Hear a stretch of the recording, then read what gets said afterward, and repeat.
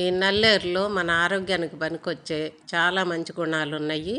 Main fibre, calcium, C vitamin ఇలాంటివి. ఇప్పుడు ఈ తీగ మనకి ఎక్కడ దొరుకుతుంది అంటే కంచెలెమ్మట పెద్ద పెద్ద చెట్లుకి పాకి అట్లా ఉంటుంది. కాబట్టి దీని లక్షణం అట్లా చెట్లెమ్మట పాకే లక్షణం కనుక మనం పెరట్లో కూడా ఎక్కడైనా చెట్లు ఉన్న దగ్గర కనుక దీన్ని పెడితే ఆ చెట్లకి పాకేసి పెరుగుతుంది. చెట్ల నీడన చాలా బాగా తాజాగా మనకి దొరుకుతుంది ఇది. అందుకని మనం తీసుకొచ్చి ఫెన్సింగుల దగ్గర కానీ చెట్లలో కానీ లేదా అపార్ట్మెంట్లు అయితే కూడా పెట్టుకోవచ్చు. కుండీలో పెట్టుకొని గ్రిల్లుకు పాకించుకోవచ్చు. నులితీగల సాయంతో ఇట్లా చెట్లకు పట్టేసి చక్కగా పెరుగుతుందన్నమాట. ఇంత తాజాగా పెరగాలి అంటే మనం కాస్త నీళ్లు మొక్కలకు పోస్తుంటాం కనుక ఆ నీటినే పీల్చుకొని ఇది పెరుగుతుంది. ప్రత్యేకం మనం ఏం శ్రద్ధ చేయక్కర్లేదు.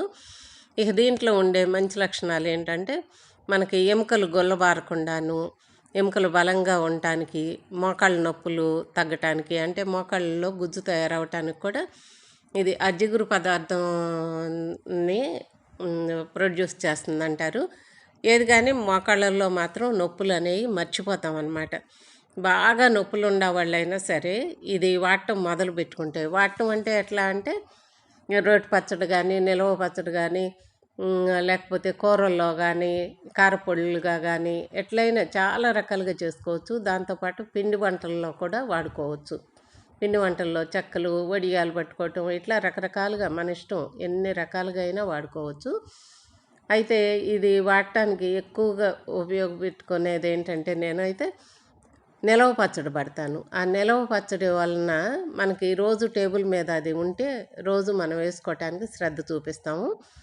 కాబట్టి నిలవ పచ్చడిని ఎక్కువ నేను ఆసక్తి చూపిస్తాను. ఎవరికైనా బాగోలేదన్నా కానీ నేను ఆ నిలవ పచ్చడిని తీసుకెళ్ళి ఇస్తాను. దాని లింక్ కూడా నేను ఇస్తాను, దీని మీద స్క్రీన్ మీద ఇస్తాను. ఏ వీడియోనో ఆ వీడియోను మీరు చూసి చేసుకోవచ్చు. నాదనే కాదు, ఎవరి వీడియోలు అయినా చూసి మీరు పచ్చడి చేసుకోండి. కాకపోతే నేను చేసిన పచ్చడి కరెక్ట్ కొలతలు, ఇది నాకు 30 ఏళ్ళ నుండి అనుభవం కనుక నేను ఆ కరెక్ట్ కొలతలతో చేసి ఇస్తాను. ఎవరికైనా బాగోలేదంటే కూడా నేను తీసుకెళ్ళి ఇచ్చేది ఇదే.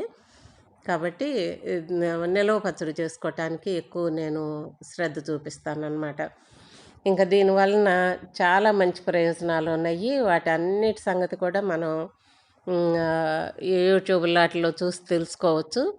నాకైతే కాళ్ళ నొప్పులు, మోకాళ్ళ నొప్పులు తగ్గటము, కఫరోగాలు ముందు మెయిన్ గొంతు రుగ్మతలు తగ్గటం అనేది మాకు ప్రయోగాత్మకంగా తెలుసు. ఎందుకంటే మా పసిపిల్లలకైనా సరే, పసిపిల్లలు అంటే పసిపిల్లలని కాదు, మా మనవరాళ్ళకు కూడా మేము ఈ లేత కాడని నూరేసి వడకట్టి కప్పు నీళ్ళల్లో పోసి తాగిచ్చేస్తాము. అది ఎమ్మటే అసలు కఫం 24 గంటల్లో మనకి మాయమైపోయినట్టే.